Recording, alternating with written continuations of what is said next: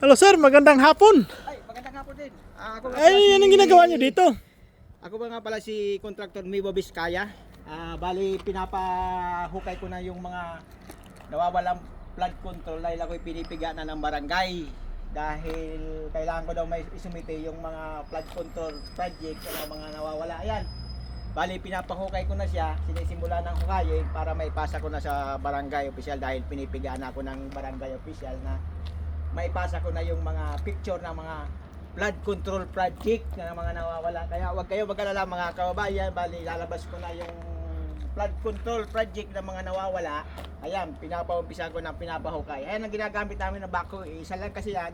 Kaya hindi namin dali na mailabas yung flood control project ng mga nawawala. Kaya panawagan ko sa barangay na hintayin muna na may makuha namin yung flood control ng mga nawala dahil pinapaupisan ko ng hukayin.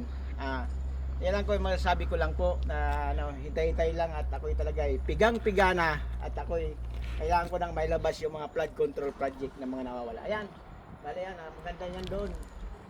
Ang ganyan doon sa may pataas na yung bali, baka gabundok na nga yung gabundok na yung lupa, hindi pa rin makita yung flood control project ng mga nawawala.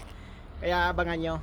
Eh siya nga pala sir, napakaganda ng bag mo at saka yung payong mo. Yan na ba yung payong na galing sa Rolls Royce mo? Oh, ito yung galing kong straight na payong maganda. Ito. Ano siya, tiklop? At saka yung bag mo sir, mukhang mamahalin sir ha. Oo, Saan mo nabili yan?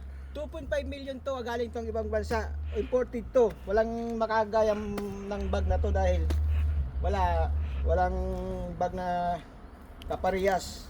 Talagang imported talaga tong bag to. Yan lang ang masasabi ko mga kababayan. Yan lang. Maraming salamat.